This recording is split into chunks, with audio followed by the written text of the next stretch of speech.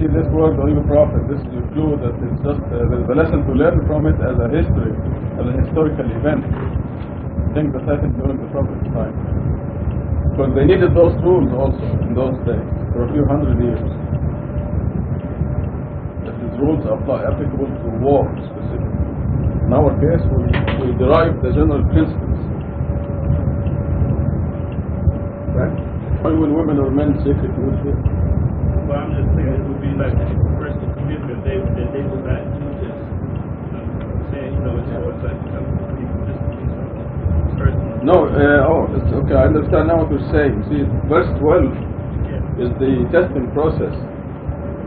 This is how you test them. This is the title of the surah, Tested Woman.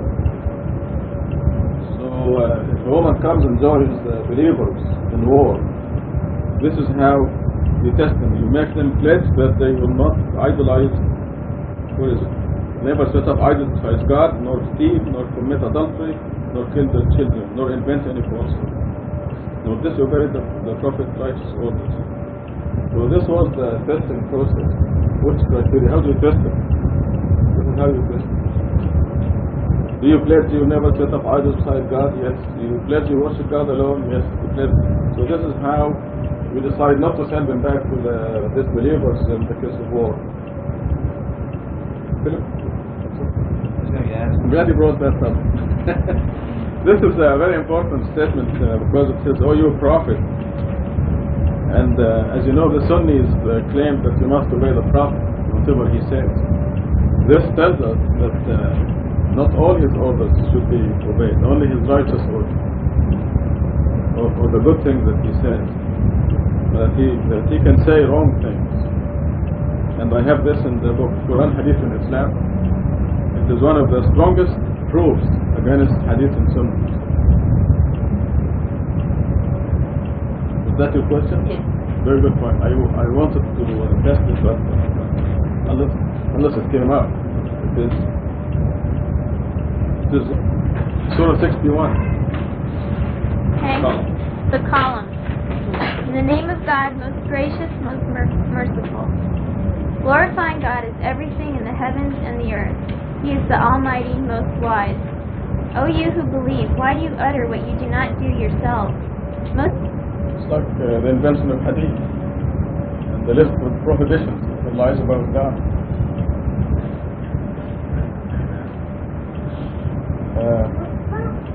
What's more, even the fellow who came to save me, his wife, you could see only her glasses, which was completely covered, and she would not utter a voice because they teach them that the voice is like being naked. That's what they teach. So she just couldn't talk. Yes, completely covered. It was hot on that day. It was 95 or something outside. She was, this is really mistreatment. So this is inventing lies because her husband taught her that this is the way you're supposed to dress. Who is more evil than one who invents lies about God? And he's telling her, God tells you this is the way you're supposed to. So it's unfair. It's so unfair. Okay. Verse 8. Right. The miracle of the Quran is coming out. God is mentioning the number 19, one of the greatest miracles in the Quran. And they can speak the language that the Quran was revealed in their own language. They can't see it. Yeah, they were stuck in the first letter of the Quran.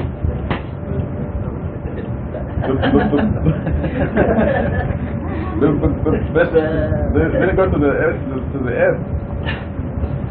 And while stuck in the bib, God put the Raksham under their feet and turned the miracle into numbers completely. So now they're stunned. They really are. They don't know what to do. They're completely silent. Not a sound. So utter silence. After all these numbers came out, they just So this is a perfect example of God perfecting His life. Also it has to do with verse 9. Because I assure you the whole world will be Muslim in about 50 years. Because of the mathematical facts that are coming out of the Quran. So as pioneers, you better familiarize yourself with these physical facts. You see these numbers in the verses on the, look at the page 396 for example, you see verses 1 to 14. In one of the mathematical miracles of the Quran, you put these numbers 1, 2, 3 next to each other. Somewhere in the line, these numbers put next to each other at the complete number is the math of 19. The number of digits themselves is the math of 19. So these are the factors that will make Islam prevail over all religions. Just give the miracle 50 years and the whole world will be Muslim. True, I'm talking about true Muslims. And this journalist keeps writing that these are the true or right Muslims. She repeated it so many times in the newspaper. We didn't tell her that. She just did it on her own. No. She invented the name on her own. That's what she can differentiate when it comes to that. And message. So there's a big difference. So of course Muhammad is the messenger too. Yeah, but The prophet and the messenger. But more important is that God didn't say whose name is Muhammad. right. Why? And Muhammad's name is mentioned in there. This is referring to You have to look up the mathematical, the appendix. It will be coming in the new translation. Because there are many mathematical relations here, there's no time to mention all of them. And they will be detailed in appendix 2 of the new translation. Yeah, verse 13 is telling us that you don't have to wait for the day of judgment to enjoy the benefits. You can grow the benefits now. You have a perfect life now. Guaranteed victory, health, wealth, here, in this life. That's very important. And I think, again, we will not speculate if we are living this experience.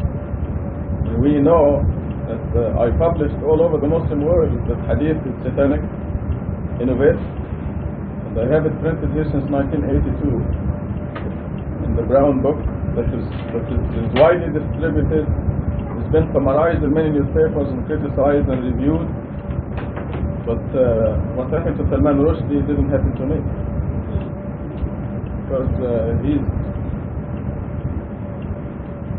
you see he's in hiding, he's afraid, he has all these people up in arms, and he didn't say half as much as I did. So, but we live these experiences, because God's word is true.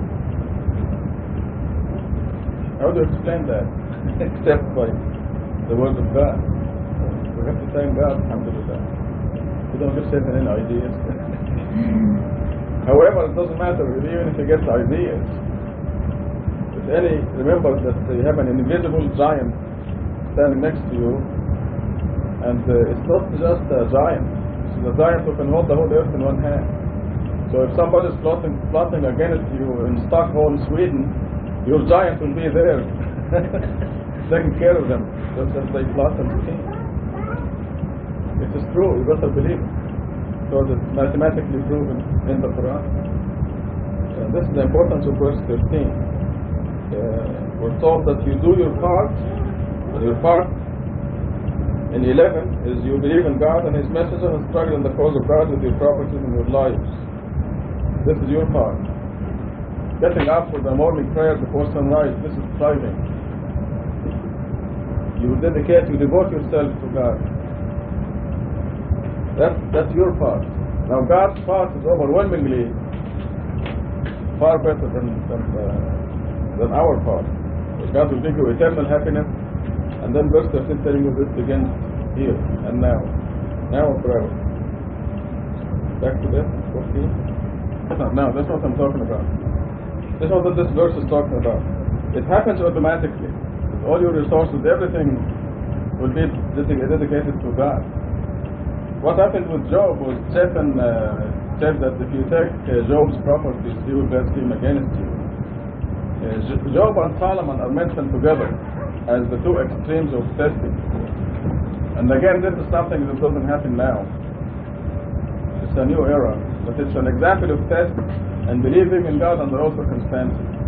being devoted to God under all circumstances. So striving with your life and your properties because of God is something that happens automatically upon understanding who God is and why you are here and where the provisions come from. They belong to God anyway. Okay, so that was show life. So it's an extreme example of test that was okay in those days. He was restored anyway. Everything was restored and twice as much.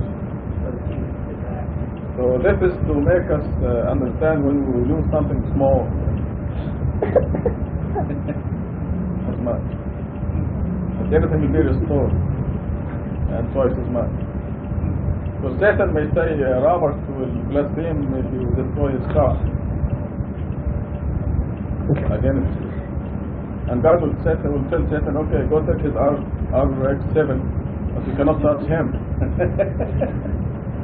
So he took your RX-7, but he couldn't touch you. That was a miracle, by the way. I mean, Robert's car was put under a truck, and after he left the car, he wondered how he was alive in there. That was really miraculous, and this is a perfect example. So this is what happened to you is what happened to Job, and of course God gave you a better car later on. Yeah, and you think how it came to you? It has to be God who gave you that. So that's a perfect example. You like your new car better than the RX-7? See? It's exactly Job's story. Any other questions? Yeah. أعوذ بالله من الشيطان الرجيم. بسم الله الرحمن الرحيم. We seek refuge in God from the rejected devil. In the name of God, most gracious, most merciful. We are tonight, inshallah, it's going to be in Surah 87, entitled The Most High.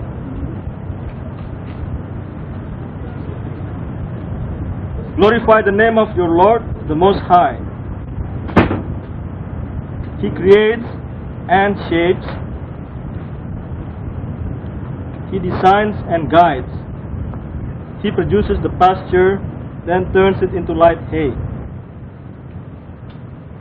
The title of the surah is The Most High, and we see in verse 1 that we are commanded to glorify the name of God, the name of our Lord. And this is a reminder also, which I think is never enough. We have to keep remind ourselves that we have to remember God every chance we got. There was a very good explanation, and when I watched that program, I said, I wish Rashad was there to explain this thing, because there was one moment where one professor of biology from University of California talked in front of this group, and this group of Institute of Creation Research was represented by one PhD also in biochemistry, graduated from the same school Rashad graduated, University of California, Riverside. So it was very interesting, but he brought the argument up to the point, and then he couldn't further it. But if he had heard that, what Rashad gave in the khutbah, that would be very interesting. Because at one point, that professor of biology from UC Berkeley said, we are 99% similar to the apes. That's what Rashad mentioned also. 99%, and that's very close, But we know that based on what we learn here, 99% similar means there's 1% difference. And 1% difference represents 1% of 300 billion nucleotides that forms the genes, which they say, the evolution says the same. And that is 3 billion. And you have 3 billion combinations, and we know that 84 combinations is 0. The probability is 0 that you have a certain combination having 84 items, and we are talking here about 3 billion nucleotides. And so based on theory of probability, that's 0. But unfortunately in that program, this PhD from UC Riverside didn't say that. He just said, well, there's still a chance and this and that. So basically, I would say that this discussion will be further, in the future, that God willing, most people will grab the idea and then we'll see that even though the evolution is also a fact, because God says, and we learn from the Quran, that God creates, and in terms of our scale, then the creation undergoes evolution, and this will merge the two theory and will bring the Quranic light into the discussion of creation and evolution. He creates and shapes. He shapes because God knows the need of every individual, every living being that He creates. One example that was shown in that program was there was a species of bird who lives in a remote island and eventually evolved into many different, within the same species, they look different. The beak, one of them is longer, one of them is shorter. The longer beak because they need to get the nectar from the flower and all that. So they say they evolve according to the need. But we know that God knows the need of each individual, and then He creates over time the changes in that shape of the beak, for instance.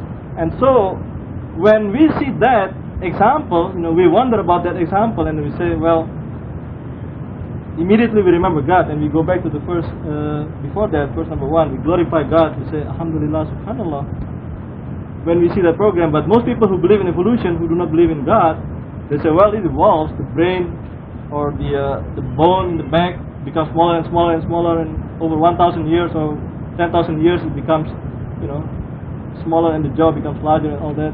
But we know that all that is designed by God, and we say, Alhamdulillah. So this is Edip, say something. Stressing you now, so you have to say something. Overwhelming. This is the title of Surah 88. In the name of God, most gracious, most merciful. Are you aware of the overwhelming? Faces on that day will be shamed, laboring and exhausted, suffering in a blazing hellfire, drinking from a flaming spring. They will have no food except the useless variety. It never nourishes nor satisfies hunger. Other faces on that day will be full of joy, satisfied with their work in an exalted paradise. In it no nonsense is heard, in it a spring flows. In it luxurious furnishings and drinks made available, and pitchers in rows, and carpets throughout. Are you aware of the overwhelming? This is another word or terms that is used in the Quran to describe the Day of Judgment. We've seen in the previous surahs. I think we can go back, even though we have done it probably 2 weeks ago. I can quickly go back to Surah 82, 81. I think 81 and 82 started with the description of the on the Day of Judgment. 82 says, when the heavens is shattered, the planets are scattered, the oceans are exploded, the graves are opened. Every soul will find out what caused it to advance and what caused it to regress. Similar expression in Surah 81. When the sun is rolled, the stars are crashed into each other, the mountains are wiped out, the reproduction is halted, the beasts are summoned, the oceans are set aflame. These are all overwhelming. I mean, these are heavy events. And this will happen in front of everybody. In other words, there will be a real terror on that day. A real terror for most people is a real terror, except for the believers, because God said that He will send the angels to protect the believer from the event of that day. But this is the beginning of the day of eternity. So this is the day that will have no end. This is the day that will have, how would I say it? It's an eternal day, so there is no end to it. It started with all this destruction of the universe, as we know from all these verses I read from 81 and 82. What happened will be the implosion of the universe. Now we know the universe started with a big bang, and we are now still quote unquote explode. We are moving away from each other. I mean, we are in the same solar system, and the solar system is part of the galaxy, but the galaxies are actually moving away from each other, because we are now still, if we think of a bubble of a balloon, we are riding in the skin of a balloon, and as the balloon is, we blow into the balloon getting bigger and bigger, and every point in that surface is getting farther apart. On the Day of Judgment, the opposite will occur. Everything will come back as if somebody is pulling it, and will crash. We will crash into each other, and that's why the star crash and the sun is rolled and the planets disperse. Those are all the description of the overwhelming. Ocean explodes, or ocean is set aflame. I remember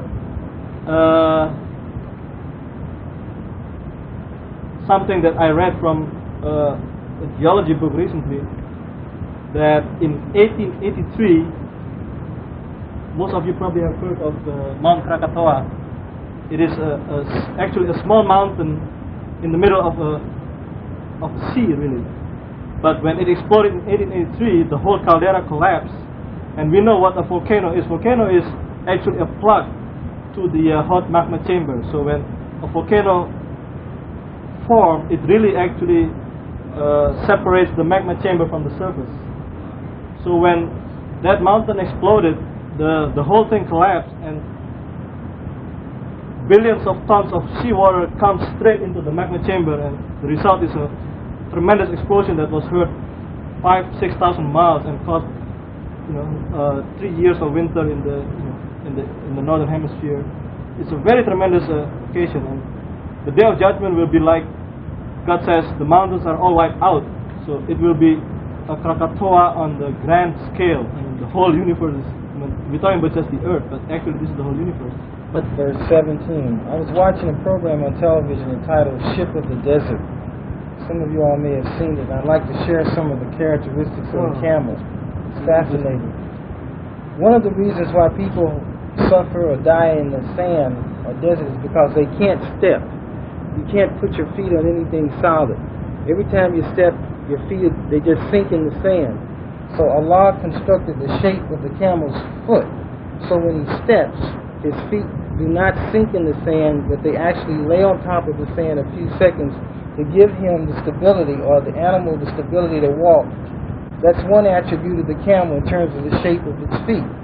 Another one is that during the sandstorm, a camel can close its nostrils, so no sand would breathe in its nose, and it has an alternative air source. So, here we are out here, we got these devil storms and sandstorms, and we're rolling up windows on cars, and all a camel does is this. Just keeps going, Without the finger. Right, without the fingers. I mean, without fingers. And, sitting up, you can't help but say, alhamdulillah, watching this program is just incredible. And so it closes its nostrils. Everybody else is taking blankets and everything, covering themselves.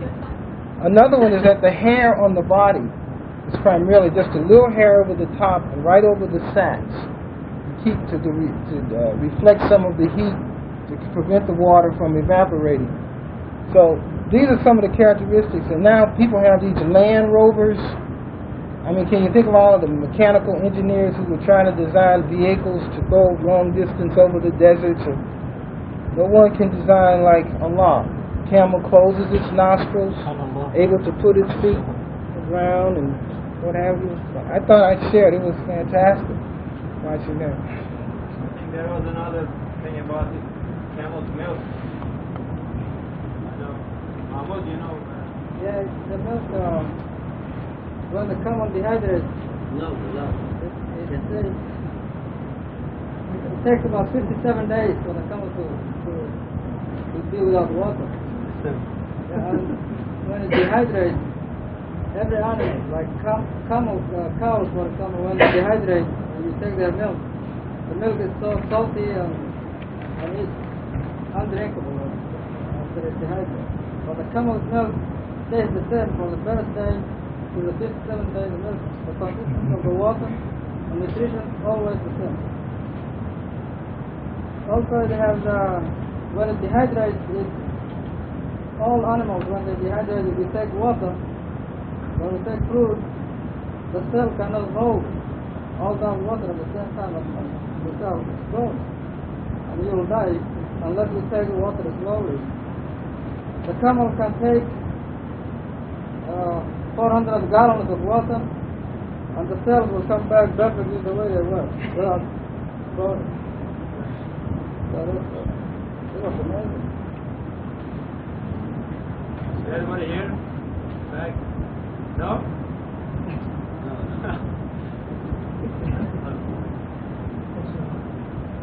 Okay, camel is the only animal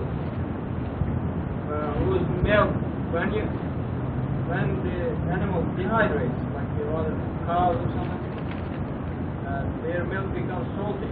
So salty you cannot drink it. But the camel's milk, the contents stays the same for 57 days. I guess that's one of the miracles, that's 57 days. So, for a long period of time, still they can drink the milk. The other thing Muhammad is saying, when we dehydrate, if we drink water real fast, then our cells will explode because they cannot take the water. But camel is not like that. God designed such a way, even when the animal dehydrates, can drink as much as 400 gallons of water, and his cells will be the same shape, will hold the water. So that's why God mentioned camel. That's also a scientific miracle, because they didn't know anything about the camel. They just ride it. The only thing you know that camel can go over the desert. But they didn't know so complex things about the camel at that time.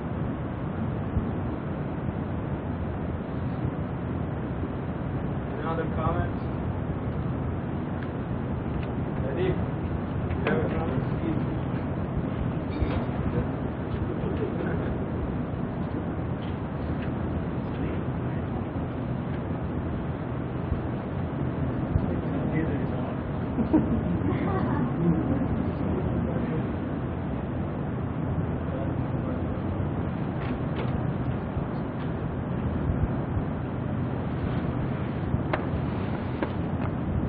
89. Dawn.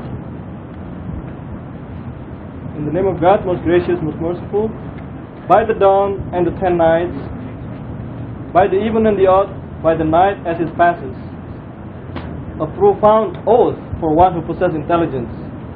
Again, we see here that the dawn, the 10 nights, the even and the odd, by the night as it passes, these are all, this is a profound oath. God is making an oath by all these things that He created. But we know that the dawn will sure to come. I mean, every morning it will never fail. It will come, and sun will rise, and then will set and come again.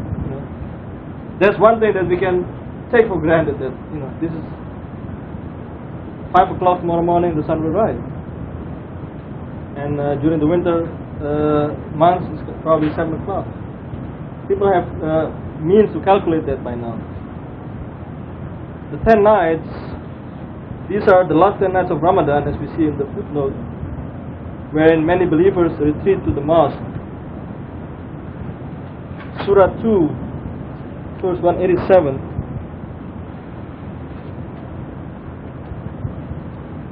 These are, in Surah Al-Baqarah, these are the verse that talks about the fasting that is instituted by God since Abraham, but then revised in the Quran to allow intercourse between the spouse during the night of Ramadan, except when one decides to return to the mosque during the last 10 days of Ramadan. So we know that the 10 nights is the last 10 nights of Ramadan. The even and the odd, we are talking here about mathematics. As we know, the proof that God has chosen to use to prove His word is through mathematics. Even and odd are numbers. We are talking about the numbers, and number 19 is the number that proves that the Quran is the word of God. And therefore, the oath by this even and the odd, these are all numbers that constitute mathematical structure and composition of the Quran, indeed this is an awesome oath. By the night as it passes, so we know why this is a profound oath. God says that for people who possess intelligence, people who dare to use their thinking to think about the Creator and find that there is a profound proof behind it, then these are people who possess intelligence. Have you noticed that what your Lord did to Ad, Iram, the town with tall buildings, there was nothing like it anywhere. Number 9, also Thamud, who carved the rocks in their valley, and Pharaoh, who possessed might. They all transgressed in the land, they spread evil throughout. Consequently, your Lord poured upon them a whipping retribution. Your Lord is ever watchful. 15, when the human being is tested by his Lord through blessings and joy, he says, my Lord is generous towards me. But if he tests him through reduction in provisions, he says, my Lord is humiliating me. Wrong. It is you who brought it on yourself by not regarding the orphans and not advocating charity towards the poor.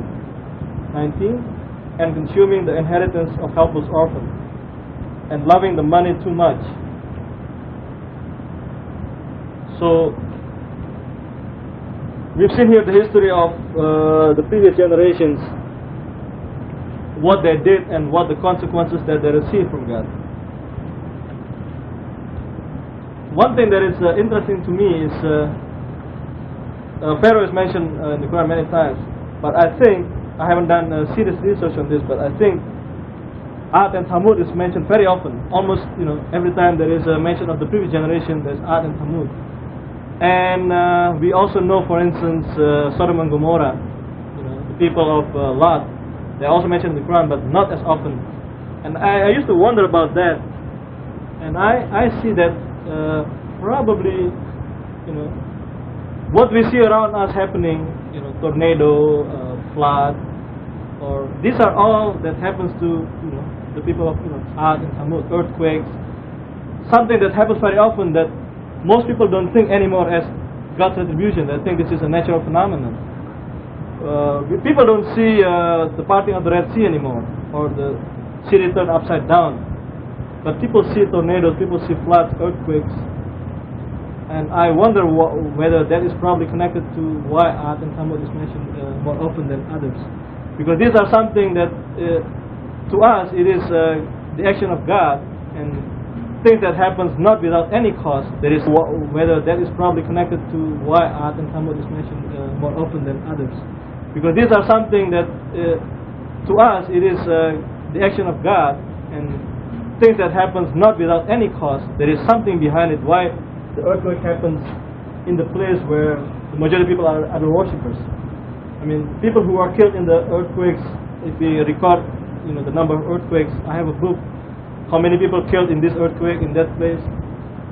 Either they don't believe in God or they are idol worshippers. So that seems to me a reminder that, don't take it for granted. This is a punishment from God. Most people don't believe it, but it is. Also tornadoes and these are things that happen to Ad and Thamud.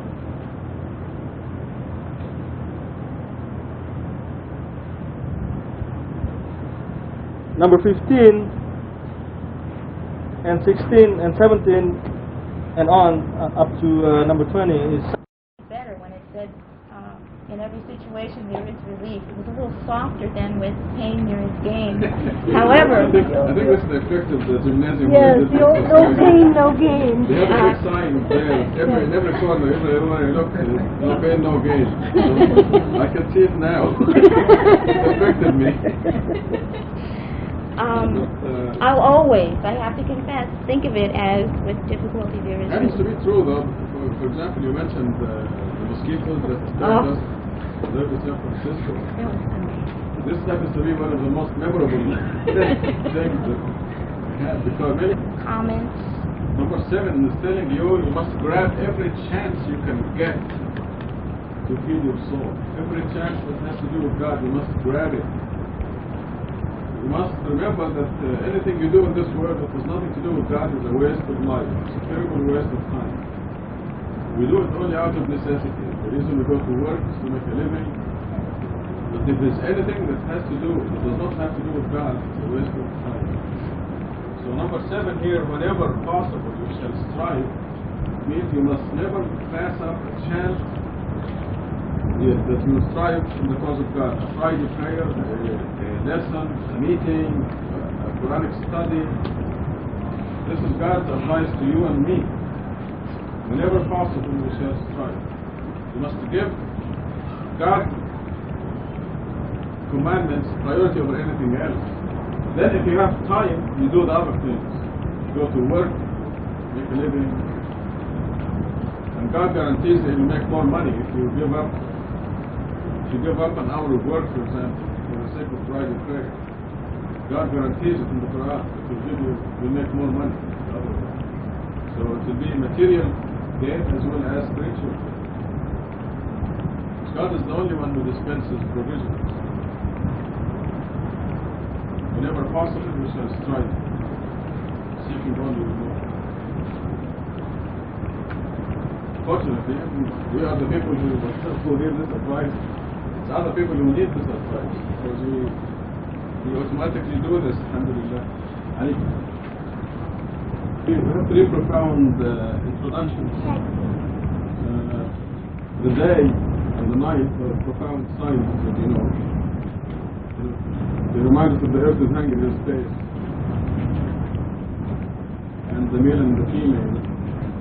So these 3 profound verses tell us that actually this short surah tells us the secret of happiness.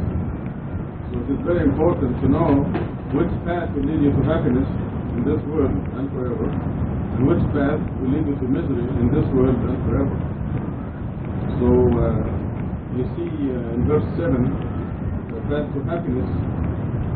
Surah 54, if you remember, God says He directs you to happiness or misery. He controls that. And it is now established that material success does not bring happiness.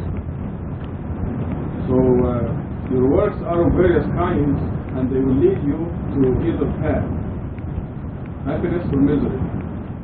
And what I wanted to emphasize is verses 5 and 18, both of them talk about charity. In this short surah, 2 verses talk about charity, because it's a continuous process. Just like we feed, God wants to remind us that just because we continuously feed our body, how many times did you drink today? You drank water or Coke or something today. You drank, you ate. You really take care of your body, your garment. So God is reminding us to take care of the real person, of you. Take care of you is a continuous process, just like the eating and the drinking and the sleeping and the showering, the things that you do for your body is a continuous process. And like the 5 contact prayers, continuous process. Charity also is a continuous process, because you continuously make money, and you have to set aside 2.5% for your relatives, your parents, and so on, just like undirect. The 3 verses, 3 profound signs. This is common in the short surahs. You're seeing something that's very important. And here, the important thing is the secret of happiness. If you do these continuous processes that develop your soul, God promises you happiness now and forever. Also, these 3 verses consistent with the text. God says in verse 4, your words are of various kinds. Yes, because if something from our life, they look like, and then you are the hereafter, some other thing. Why God didn't think that would be? I keep repeating, so I remind myself. I need to remind myself not to be lax in doing it. So every time you receive money, you just have to cut down 200%. It's a very good investment. But the reason God repeats it is because God knows that we tend to forget or neglect to do it. We seem to to do the 5 daily prayers easily. Charity is something that you can forget because you get involved in spending before you know it, your money is gone. You didn't set aside the 2.5%.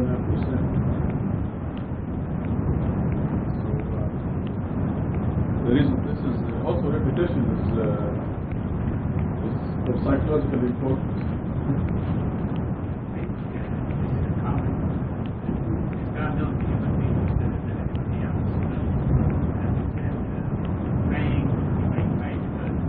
Circumstances. Yeah.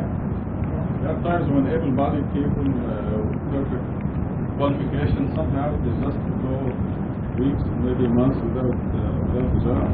They just don't seem to be able.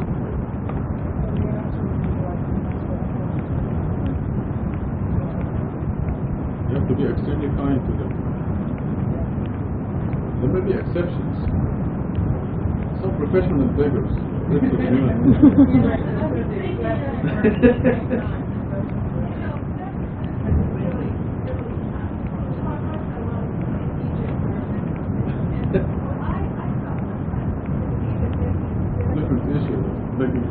You have to use discretion, but remember you cannot be suspicious. You have to know.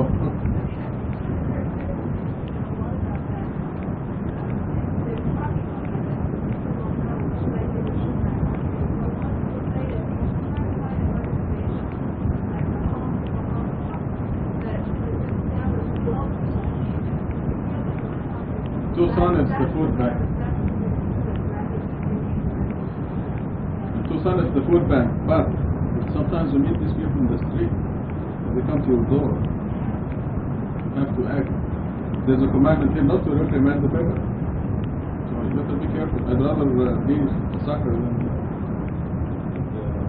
and the practice commandment. Right. Right. But I mean, this is the least. The least you can do is not reprimand. Because of course, unless you know personally what he or she is doing. You have to start with your surroundings. You have to start with your parents, your relatives, and if there's somebody here at the mosque that need it, that would be take priority over a children's organization. Probably takes a lot of money from United Way, and they have a lot of professionals living off of that too. I investigate. I find that the food bank is very clean. They don't have cycles, organizers, and they really do give food to the poor. So this is. There are some other organizations that take millions of dollars, homes for the children, abused, battered wives, abused this and that. United Way pays the millions of dollars, and there are organizers and administrators who take up to 90% of that money goes to the administrator. So you're paying salaries.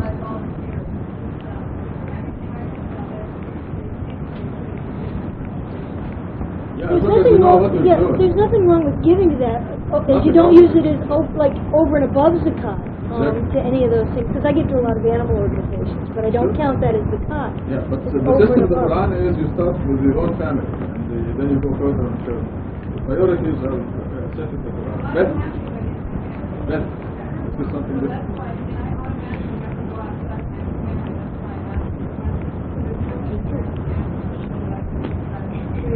This is your family.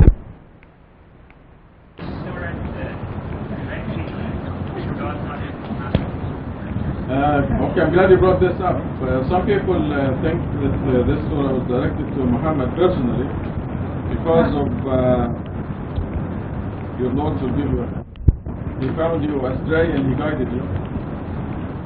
You will not tell Muhammad has to confess that he ever was astray. Ahmed Rayyan is laughing because I had my father. He was for 4 months here, and I wanted him to say it. Muhammad was astray, and he wouldn't say it. And we had lots of funny encounters because when I show him all the other verses showing that Muhammad did make mistakes, he will say, "Okay, and he was astray," and then 5 minutes later he changed his mind. So the way he said, "Okay, he was astray," that became something with me that's laugh every time I remember. But anyway, he found you, they will not agree that he was a slave. So I chose to make the translation general. He found you poor and he made you rich. Because it's applicable to everybody. If they want to apply it, ironically most of them, almost all of them apply it to Muhammad, but they will not accept verse 7. In almost all the tafsirs and interpretations, they attribute this surah as if God is talking to Muhammad only. They misinterpret this verse 7, is a problem, a very big problem for them, because their idol become for prophethood who was astray.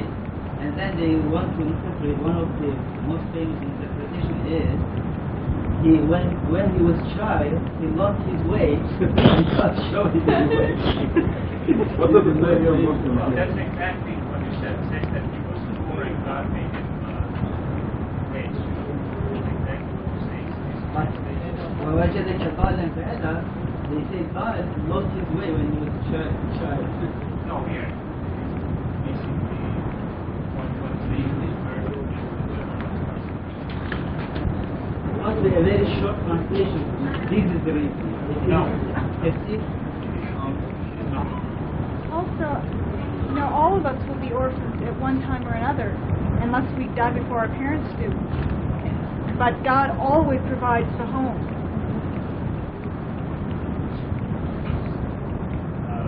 You can apply to everyone. Most of the next surah they do the same thing, but you can apply to everyone. Because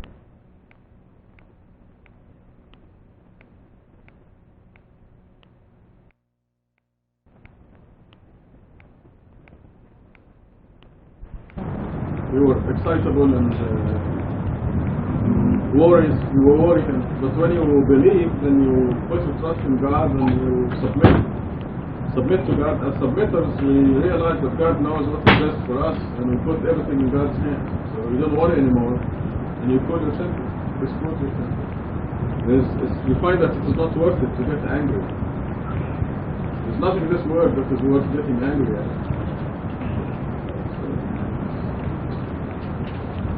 So this can be also general. So we go to Catherine in Surah 94. In the name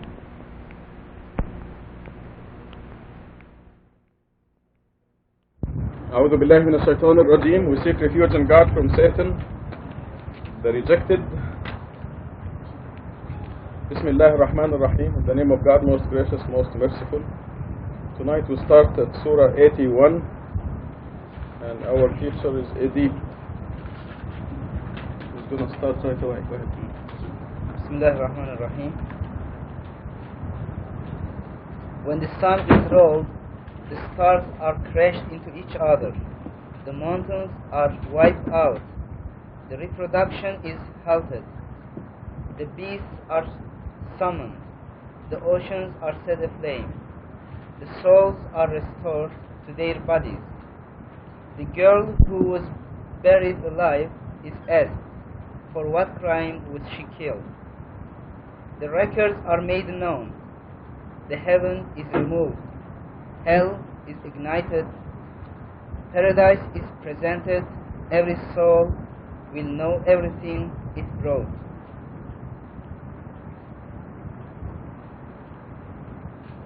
Here, there is a general description of end of the world and resurrection, but I think there is no a sequence between these events. Only description both two events.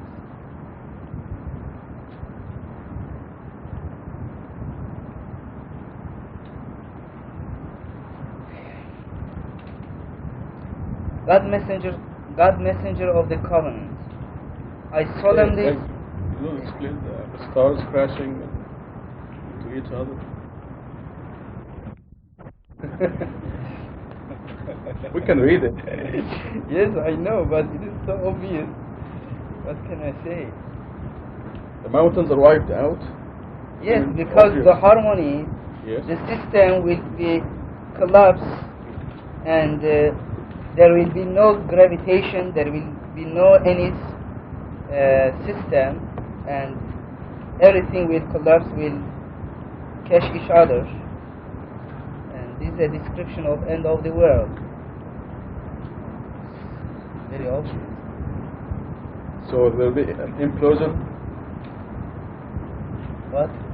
There will be an implosion. That sounds like it. The stars will crash into each other. During I the don't want to give explosion you a also. rough time. No, I don't worry about it. Okay, in Surah 39 it says we're going to fold the Yes. heavens like folding of a book. Yes. Yes. This is it. So it's an implosion. They actually are expecting an implosion. There are two theories about end of this universe, scientific theories. According to them, one option, the universe, because universe is expanding, if the expand speed is more than a critical point, the universe cannot come together how do you say, forever it will expand.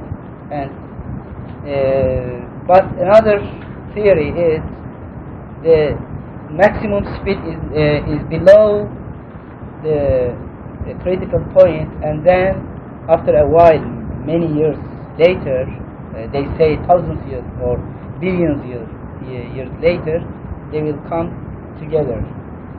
For example, if you threw a stone from the earth more than 11 kilometers per second, if its speed 11 kilometers, more than 11 kilometers per second, this stone will not come back to the earth. But if the speed of the stone less than 11 kilometers per second, it will come back many kilometers later. It will stop and then will fall on the earth. This is a gravity law. And now from Quran we understand, we know that the second theory will occur. This theory is called as what is the opposite of open? Implode. Yes, universe theory. But what is the Quran's theory? Quran theory is implosion. They will come together like the paper of the book. And yes, this is a description of implosion. And why will it happen? Creation was where explosion. What? Why would the implosion happen? Because God will say be, and it will be. No. It's not just that. Anybody wants to kitchen? Yeah? Emily? God will come. Yes, there you go.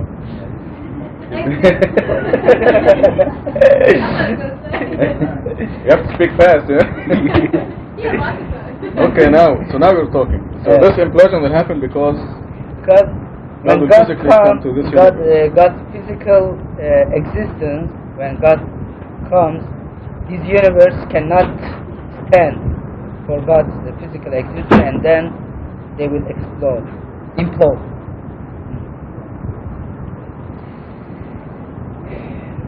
Do you have any question about this part? If you ask, we can explain. But well, it's like pulling teeth, you know. It's got the information there, but you have to pull it out. Yes. So do ask him questions. I have a question. About verses 8 and 9. The girl who was buried alive is asked for what crime was she killed. From Quran we learn that Arabs, they were humiliating women, and they were not glad with the girls when they see girl as a baby. They didn't want girls, and they were killing them. And this was a very great crime, offense. And also now we can see the extension of this understanding. In many places in the world, girls are also the second class of human being. And I think killing of girls was because of economy. The boys, when they become adults, they could gain money, or they could work, but girls that time they couldn't do, and this was one of the reasons.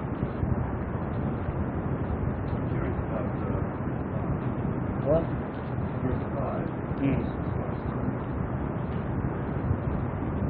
Some the beasts are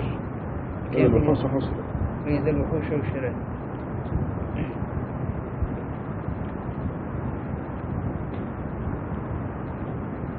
He's waiting. Yes. What's your question, brother? Why? Are the beasts called fourth? They are called fourth. To what does that refer? There are two ways to interpret, to understand this. One way, the beasts, when a big event, explosion or a great shock happens, from fear they come together. They become together. This may be expression of this event, or in hereafter, God also will resurrect all animals. Yeah, the second interpretation is correct, because in Surah 6, verse 38, you can see that remember, yes. So it's the same word being used, that all the animals will be resurrected and will be gathered on the day of resurrection. I also have a comment. So if you had a pet or anything, you will meet them all on the day of judgment. I have a comment which I'm not sure is accurate because of my familiarity with Quran by memory. The first two verses sound very similar also to what is described as a black hole phenomenon, where a star changes its size very quickly and then shrinks, and the gravitational mass becomes so great that it actually draws other stars in. Yeah, the black hole phenomenon is a minute representation of this. This is a universal black hole. It's similar to it. But I want to go back to the 8 and 9 that Beth was asking about. I don't like to depress you, but this is actually still happening in Saudi Arabia today. I call it a cultural disaster, and this is why when they walk into this mosque, they're shocked to see a woman's hair, and they run away. I mean, they cover up the woman, and they regard them in such a disastrous way that they used to kill the baby girls in the past. And I had a Saudi friend 10 years ago who went back to Saudi Arabia, and he came back. He was almost crying. He said, "You can find baby girls in garbage bins now." He was from Medina. So this is in the Prophet's city. It's very depressing, but that's what I mean. How will you change a cultural behavior like that if the Quran didn't do it? I mean, what is going to do it? But this will make you understand why they are shocked when they walk in here, and they make up stories like in Masjid Tusan the men and the women pray side by side, which is not true. And they make up things like the women lead the prayer at Masjid Tusan. It's just they have this severe complex that even today this thing is happening. They don't have accurate records of pregnancies or even births in Saudi Arabia. So this is why it is significant that it is mentioned in this surah and mentioned in other places in the Quran. The girl who was buried alive was asked, for what crime was she killed? And of course the hint is for those who commit this horrendous crime. It's a demonstration of stupidity.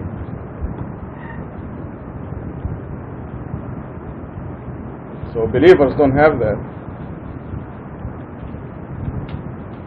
I come across believers once in a while who prefer to have a son over a daughter or something.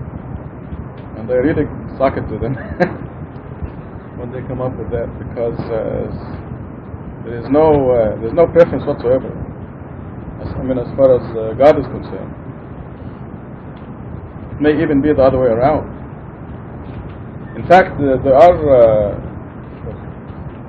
sayings, I think here in the States maybe in other countries also, that say what the girl brings a son, but the son is taken away by his wife, some to that effect. Your son marries you, your son, your daughter marries you. Right, something like that. I've heard it in different ways, said in different ways. So,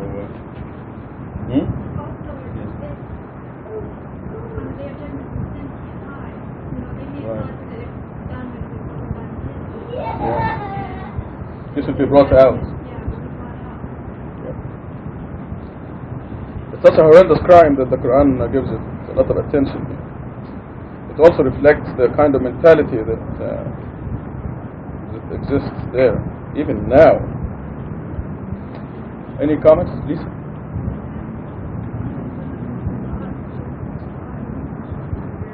Exactly, yes, exactly. I'm glad you mentioned that. Yeah, even the women who survived are actually buried alive. The way they demand that they're covered up this way. Ismail just came from Iran, and how does the streets look like? The ladies, they have to be covered up. How is the society in general accepted? Is there any kind of rebellion among some people? There are some rebellion, but they kill because they say the government is true. Is it a widespread rebellion, or is it just limited to the people? Are the people accepting it? Like, let's take the ladies who used to walk in the streets in European clothes. Now they have to cover up in this black stuff. So they are. They're forced, because otherwise they'll be killed. So did you hear over there? Ismail says that there is rebellion against this forced dress in Iran, but they can do nothing about it. If they speak up, they'll be killed. So it is terrible oppression. This is a form of burial. They're being buried alive. What's her name? 60 Minutes. What's her name? Diane Sawyer. Diane Sawyer went to Iran, and she had to, before the plane landed in Iran, she had to cover up her head, and she made a big deal out of this. And it's a double standard. Go ahead. In the process of writing the paper so-called Muslims, I was shocked to find out that even today, certain so-called Muslim countries, husbands, for example, just out of sheer suspicion of he brought his daughter out of the house, this thing, they have records where people actually, for example, murdered their wives. Oh yeah, or daughters. This intent. And he's trying to rationalize this thing and all the arguments about how the intent is like to take their life. And there are frequent incidents of this type of thing happening, where the husband will say, I don't want you more, there's something wrong with you. He may murder his wife, he may throw her out, he may completely reject his daughter. Oh, I have on my desk a piece of news from the Arizona newspaper, where in Iran they ordered, in Pakistan, a judge ordered the execution of 6 people because of sex crimes. This is the headline. And when you read the article, you find out that this lady didn't like her husband, so she left him. Of course, according to the Quran, marriage is a contract between 2 people, and once out, the contract is invalid anymore. But they don't give this right to the woman, according to the so-called Islamic Sharia. So I don't know how many months or years later she married somebody else. Now her former husband complained, and they ruled that she and her new husband and committed adultery. So the judge ordered them stoned to death, and 4 of their friends also stoned to death because they knew about it. I have this on my desk. If you don't believe it, you can read it later. This is the kind of mentality that is where the women are oppressed.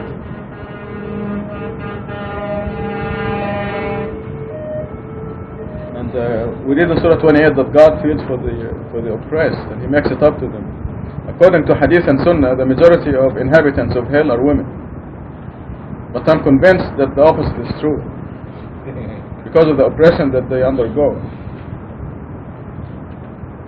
When I served in Saudi Arabia for the United Nations, I came across a daily program where people send messages, and most of these messages were from women. I'm telling you, I cried. I actually cried listening to that program, because a typical story will be a woman whose husband disappeared for 6 months or a year. She doesn't know where he is. She's grounded in the apartment or the house or the place that's assigned for her, and her in-laws bring whatever food or whatever that keeps her alive. She never leaves the place. It's just like a prison. And this is a typical story, and she's asking for help. Obviously she snuck out a letter to that radio program. So it is a tragic situation, and I guess abandoning the Quran is one of the reasons for this happening. Any other comments or questions? I just want you to know what is happening over there, so we can thank God for the freedom we have here and the ability to practice the Quran. Adib, back to Adib. Verse 15. Yes, verse 15. God's messenger of the covenant. I solemnly swear by the galaxies, precisely running in their orbits, by the night as it falls, and the morning as it breathes. This is the utterance of an honorable messenger, authorized by the possessor of the throne, fully supported. He shall be obeyed and trusted. Your friend Rashad is not crazy. He saw him at the high horizon. He is not holding back any news. It is not the talk of a rejected devil. Now then, where will you go? This is a message to all the people, for those who wish to go straight. Whatever you will is in accordance with the will of God, Lord of the universe.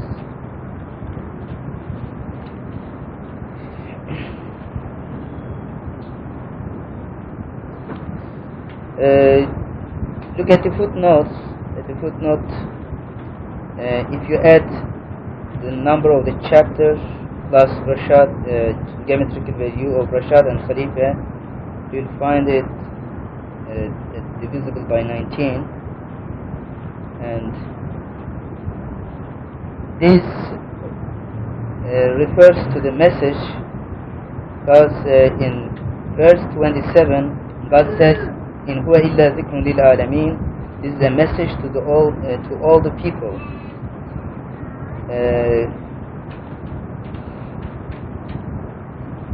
And it describes Rashad's experience how many years ago? 20 years ago, in 1971, when he was in Medina, in Mecca. He had an experience, a visual experience, and this is a description of this event. I think if you refer to this Appendix 2, page 643. In Appendix 2, there is a reference you have now.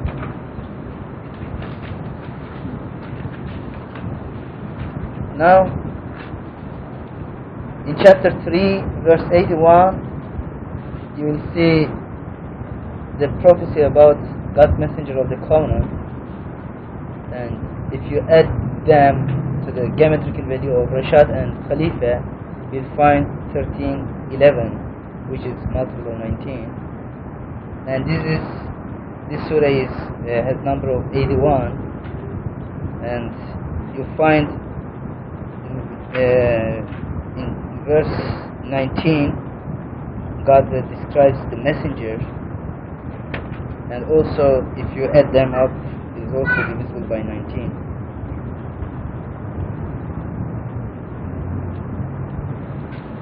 This is of course very embarrassing to me, but I can't afford to hold back any of this. It's mainly for the future generation. Our generation may not be able to stand this kind of news. As for our people, God snuck it on us gradually, very slowly, so we were able to stand it. But it really is an awesome responsibility. I want to read with you page 643, Y81. I want to spare Edith shyness. Verse 81 and Surah 81. Number 16 here says, God's message of the covenant is prophesied in verse 81 of Surah 3.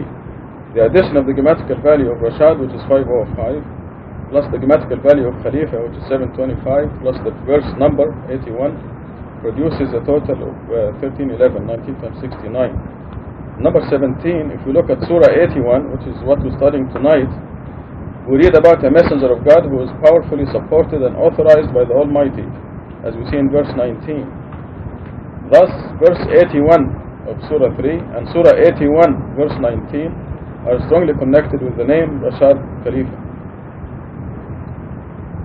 As you know, when the first hint came out in the first translation, authorized English version, a lot of people were up in arms, why authorized? Who authorized this? But the verse in Arabic here, verse 20, is very clear, authorized by the possessor of the throne, fully supported. And now we have these mathematical proofs, Quranic and mathematical. Number 18 on page 643 say if we add the surah numbers plus the number of verses from the beginning of the Quran to verse 381, where the message of the covenant is prophesied, the total comes to 380, 19 times 20. And this is shown in table 6. You understand this number 18? You take the surah numbers and the number of verses from the beginning of the Quran to the place where the message of the covenant is prophesied, and this gives us 380, a multiple of 19, and as you know, 19 is our generation's sign. Number 19 says the geometrical value of verse 381 is 13148, which is a multiple of 19. This value is obtained by adding the geometrical values of every letter in the verse. Number 20, if you look at that portion of verse 381, which refers specifically to the message of the covenant, I have it here in Arabic. It says, a messenger will come to you confirming what you have. We find that the grammatical value of this key phrase is 836, 19 times 44. So this is the connection with Surah 81. This is why I couldn't afford or to avoid writing in verse 22, put the name Rashad in parentheses there, verse 22. And some of you who are familiar with the initial announcement will excuse me for doing this, because I just can't afford to hold back. Those of you who are not familiar with that momentous night, I'd be glad to go over it with you again, and if you find that this is not acceptable, I don't blame you. It is very difficult to accept, but I will be very happy to discuss it with you if you have any reservations. And like I said, this is for the future generations. It'll be easier for them. I have to share with you a story that will please the believers. We were staying at Farima and Amir Kulani in San Francisco, and they have two children. Shaliz, she's 8 years old, and Paris, he's 6 or 7. After 2 days of staying there, the neighbor's kids came to the house and asked, "Where is God's messenger?" Apparently, that the Farima and Amir's children were going to the neighbor saying, "Guess who's sleeping in our house?" And it reflected how it will be a lot easier for the new generation because they don't have the holdbacks or the hang-ups that we have. They will grow up and they will look at the whole story objectively. They will look at the proofs objectively without anything holding them back. So it pleases us to see the people, the new generation. So this here, if you excuse me for putting it in, it is for the new generation. And I hope most of you will understand anyway. Okay, back to Adib. Do you have any questions about this part? If you have any questions, don't be shy, because you have to bring out all any doubts and kill them. Yes. It's interesting that I find some of these things happening without me paying attention, like he's not holding back any news. He's not holding back any news, because I'm not holding back anything. I want everything to be clear in the open. And then I read the verse and they say, yeah, this is what is happening. And the point that Lisa raised of obey and trust, he shall be obeyed and trust, it is not the person. It's obey and trust because we're receiving information from God. And this is why God ties the commandment of obeying God and obeying the messenger together throughout the Quran. Because I'm just as excited as you when we receive new information. That straightened everything that we were doing. We were doing lots of things wrong, and God's mercy sees to it that we changed our ways to the correct way. So this is where obeying and trusting comes. Your friend is not crazy. This ties in with the other statement. The Quran says, I've lived with you many years. In other words, this is a quotation in the Quran. Remember it? I forget where it is exactly. But what it says is that here is a person who's been with you for many years, and you know he's not crazy. Because a person who is not a messenger of God, who claims to be a messenger of God, will have to be crazy if he is not a messenger. He'll be a person who has no belief that he will meet God someday and will be asked by God about everything he's doing. Or he's a person who doesn't have any mental capacity whatsoever.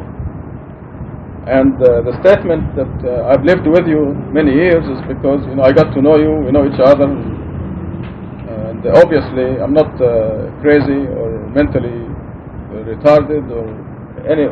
So this statement, your friend is not crazy, ties in with that. I stayed with you for a number of years. It is God's design to appoint messengers after the age of 40.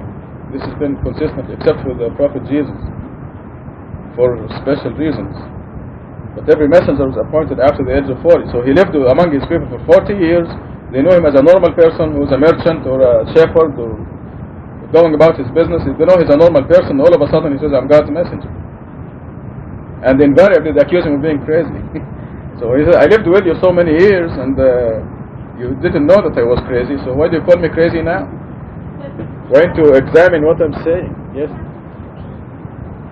10:10? 10:16, yes. 10:16, yes. What is it? So this is the idea. Because if a person lives with you for so many years, you know him closely, and you know very well he's not crazy, then he's either he's really a God's messenger, or he's a very, very bad person who is trying to trick God. It's one of the extremes, nothing in between. Yes. Him at the high horizon. He saw him at the high horizon. The footnote 8123 says Rashad Khalifa was summoned to the high horizon as detailed in Appendix 2. And this has to do with the fact that I was summoned, and I was passive at the time, but all the prophets fulfilled their covenant, which is recognizing, acknowledging, supporting, and believing in the message of the covenant. Yes, it was on the high horizon. Exactly where I don't know, but it was out of this universe. It was in the place where the souls are, or chances are, it's in the seventh or the first universe. If you consider ours the seventh universe, that fulfillment of the covenant occurred in the first universe. And in the last conference, as you know, I shared it with you in detail, and I'm glad to share it with anybody in detail at any time. But most of you know, those of you who don't know it, I'll be glad to share it with you again. But briefly, I was summoned to the first universe. I sat in a place, and all the prophets, one by one,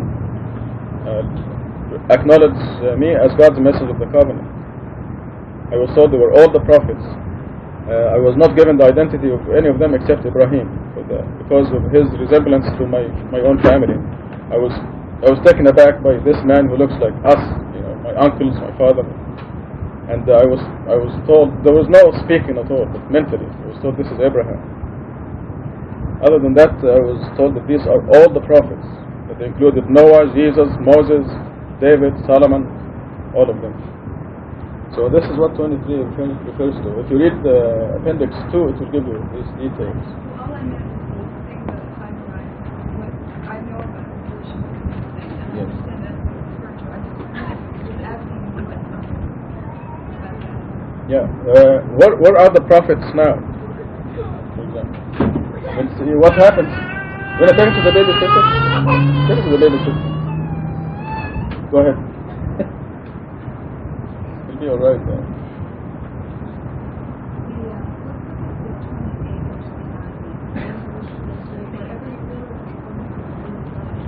In other words, those who are known to be to deserve guidance will accept this information. The people who are willed by God to be guided. Does this make sense, Martha? Should be clear. So this is a message to all the people, for those who wish to go straight. You know, when you pray every day, you say, "Ihdina as-sirat al-mustaqim." Guide us in the straight path, or the right path. So those who wish to go straight will accept this heavy information. This is very heavy information.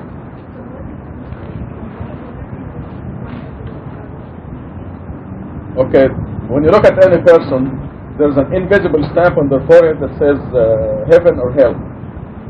Okay, the person who stamped hell on the forehead, there is nothing you can do to guide them.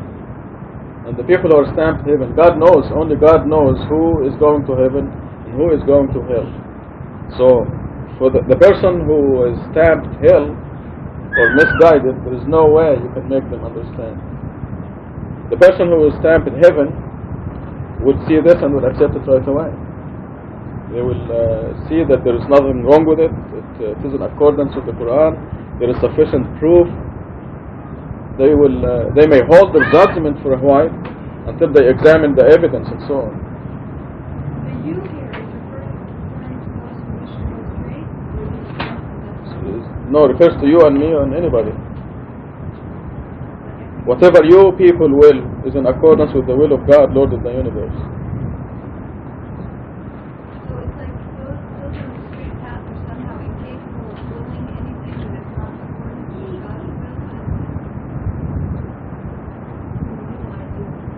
No, there's nothing. We always talked about it, that when we are born, God knows already the people who did not side with Satan during that great feud. They didn't really side with Satan. Remember the khutbah, my last khutbah, about the two arrows? Okay, there's some people who went along with the crowd, but in their heart, they did not side with Satan. So these people deserve to be guided. They deserve to be redeemed. And they are put in circumstances that bring them in touch with this message, for example. When they are born, they are assigned to a certain house, certain parents, to grow up under certain circumstances, and then the result will be that they are guided, because they deserve to be guided.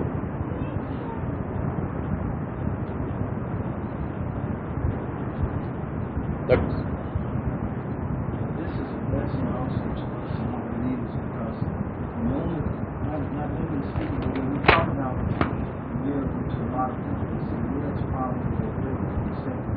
When we mention, I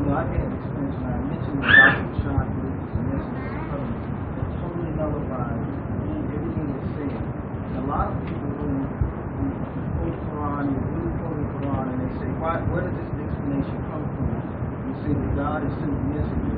But they immediately do this change of worshiping the messenger. All of a sudden, you need to hang on someone you can't think on your own. So this is both a protection and a mercy for the people who are also guided. Because one of the strategies of the atheist and unbelievers is to tell you that you are incapable of standing up on your own. You need someone else. The authorization and the sign removes a doubt from the hearts of the elite. You know that the motivation and incentive is from God to receive God's message. And it's just striking. It's an obstacle. It's an obstacle for the misguided.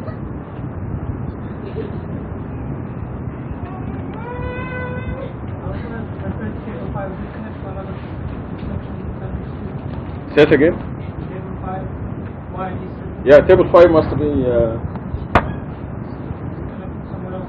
No, before it. Yeah, it's from the previous page. Must be 15. This copy is just dealing with the number 81 because this is Surah 81.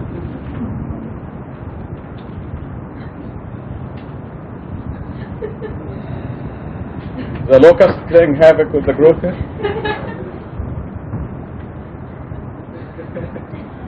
Who will be the lucky person? Yes. Now Douglas said that this is lucky for us because actually we have no idea how lucky our generation is. Because this puts us in a place where we can belong with the elite of the elite. The elite of the elite, or in the Quran, as-sabiqun, those who are especially close to God are the people of the first generation. Whenever a messenger comes, Abraham or Ishmael or Jesus or Moses,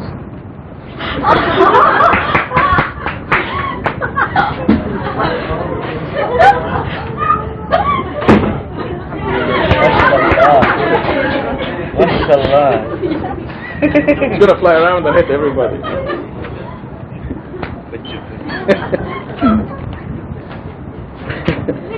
The elite of the elite are the people who exist at the same time when the message is new and the people are rejecting it and you are being persecuted for accepting that message, which is worshiping God alone, accepting the word of God alone. It's a very heavy responsibility, and the people who accept it are very, very, very, I can this forever, fortunate, because they are the elite of the elite for eternity. And you're not born at this time by coincidence. There is a reason for it. Obviously you deserve it. But to say that we are lucky or fortunate is the understatement of the century. It is really a very, very exciting part of history, and I'm just talking as a person. So God happens to want us to know certain information to correct our path. And God's system, as we learn from the Quran, is that He selects one of us to distribute the information through one of us, and doesn't make this one of us any better or worse or special. There is no, and we have many lessons in the Quran indicating this. Moses, one of the great messengers, God sent a teacher in human form. He could have been a human, probably he was an angel. But God didn't tell us if he was a human or an angel. The fact is that Moses existed, and there was another servant of God who taught him a few things. So it's just a system whereby God disseminates information to all of us. We are a very fortunate generation indeed. Alhamdulillah. Abdullah.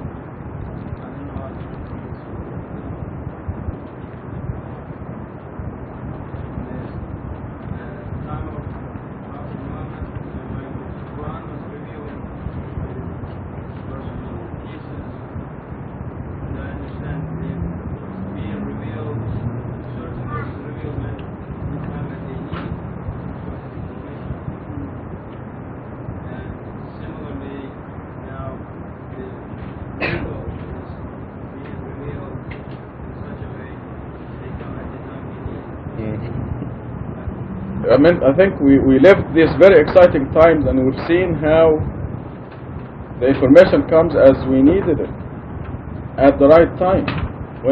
Before printing the Quran, we were working on the appendix about the two false verses, and Mahmoud Habib and Abdullah Harik and Ismail Barakat and Feroz Karmali and Gatut were coming with information. There was just pouring information coming. The evidence, very powerful and amazing. We just couldn't catch our breath. And now that the book is in the press, they are very quiet, aren't they? Do you hear anything from Mahmoud or Abdullah? No. But the information came at the right time. It was just amazing. I will start the computer and I will be working on this subject, and they will walk in with the information as I'm just about to put my fingers on the keyboard to type. This is what Abdullah is talking about. Information comes as we need it, and this is why we're so positive about God's signs. We don't have doubts.